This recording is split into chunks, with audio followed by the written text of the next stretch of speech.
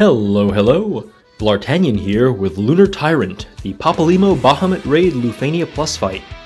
We're bringing a team of Vayne, Ketchi, and Fran. Before we get into it, be sure to hit that like button, hit the subscribe button if you haven't already, leave a comment down below, and ring that notification bell. Shilling out of the way. So this was a fight, wasn't it? Geez, well, we'll talk about the fight. I brought a team here of all C80 units, including the Cloud of Darkness friend, because, truthfully, I originally brought, the usual Machina team and blew it up, and I was like, geez, that was painfully easy. Okay, you guys have seen enough of that, I think. Let's try to bring something a little more interesting. If I miscalculated and it turns out that is exactly the sort of content you want to be seeing, let me know, and I can run it back with that team. The usual Machina and company. Garnet, blow it up sort of deal. But with this team, it was slightly more interactive, slightly, because we got Vayne, we got Ketchi's just kind of sitting there being funny, but Vayne's basically going to be kind of soloing the fight more or less. It's kind of a classic setup, I guess. Vayne, Cloud of Darkness. Been a little while. So this fight is kind of emblematic for me of the problems we're seeing with so-called garbage time, in terms of just the boss not really offering any sort of resistance or threat. You'll see here, Vayne just kind of beating them the heck up. I did some stuff, I spammed some AAs earlier in order to get some rebreaks, just because the idea is, we're trying to minimize the boss turns, and so by spamming those rebreaks I was able to let the boss unbreak naturally so I could delay them 2 turns with Vayne's skill 2. Just high-tech stuff like that. Gonna go ahead real quick and use Kais on Ketchi just for a free launch, why not, and bring in the Cloud of Darkness friend. So the orb on this fight is, in theory, it's kind of an interesting orb, because it's on your a free turn, consecutive turn, like the second turn that you get after a given thing, you have to deal 300,000 hit point damage, which is not that much hit point damage in this day and age, and it allows, things like AAs work, and, there are a zillion ways to get free turns in this game now. The big thing, though, the big issue with this orb is that it just kind of goes away. So you'll see that. It has weird interactions with Bahamut's recast, from what I can tell. I think if it uses the recast, then the orb goes away, which is, whatever. You can tank the recast if you want to bring that kind of team. I had a bit of hope when I saw this happen, though. You'll see Bahamut is immune to break delay. The turns are framed, can't be pushed back for the recast charge. And I was like, oh, cool. They're doing something so that the boss is saying, no, you can't do what you're trying to do. And that was a moment of fleeting hope for me. Keep that in mind for later. In the meantime, we're just setting up for the Vayne burst phase, as you do. We got the Kais call on, we got the Kurasame, and now we got the Rain's call effect. So this is going to be a nice chunky burst phase. Let's go to it.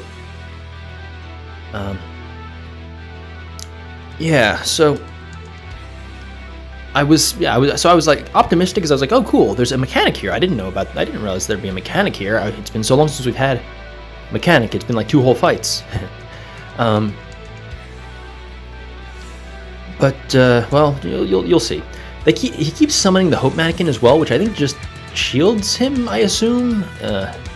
Weirdly enough, the mannequin actually is tankier than the boss as far as defense goes. I mean, obviously hit points not so much, but you'll see that we're dealing less brave damage to the mannequin, and also, every so often the boss just kind of unsummons and resummons. I guess it's like the threshold thing, like with the Lamia Queen, or Lamia, whatever, where, certain thresholds it heals the mannequin, basically, is what that's supposed to represent. But the Hope Mannequin obviously isn't a threat, and it's just funny, we've had so many fights where the mannequin is actually a mechanical thing we have to worry about, mostly involving Lamia's, I'll admit, that I was like, oh shit, Hope Mannequin, gotta watch out for that, and wait a second, this guy isn't doing anything. Okay, whatever. So we're, here we go, big sword.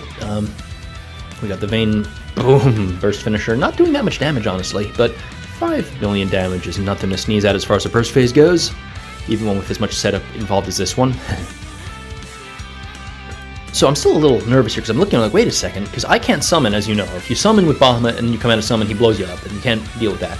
So I'm like, ooh, is this fight actually going to, tank this run? Is this all, old C80 character fight going to, or team going to fall short against this team? Or against this fight? Wait a second, where'd the orb go? Where'd the frame turns go? What just happened? So I don't know exactly why, because it would happen right before we 30%, but suddenly the orb went away. I don't know if it's you have to satisfy the orb or what happened there, but the orb's gone and he's not framing his turns anymore. So I guess we're just gonna punch him to death. So that happened. One thing I'll say here is with Cloud of Darkness, it's a little sad because the Hope Mannequin is like just kind of soaking up about half of her damage. So that's something to lament, but we'll deal with it. The boss is not tanky enough that it's going to really cause us a problem. At this point, I probably normally would have summoned, but I obviously need trying to budget a little bit because once we summon, we're committed. So we can wait until the last possible second to do that. We're still only 11 turns into the fight. I know it's felt like a lot longer, hasn't it? Just spamming the Ketchi LD, why not? And yeah, zero form, like just this point, it's the cleanup because suddenly, kind of almost inexplicably, I mean, I'm sure there's an explanation, I just didn't expect it. We can just kind of push Bahamut back and just kind of kill him. So it's like, all right, that I thought this was going to be a little bit more challenging than that, but it's okay.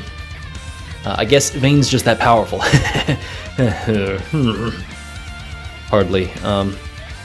Plenty of good units you can bring here that'll take this fight apart.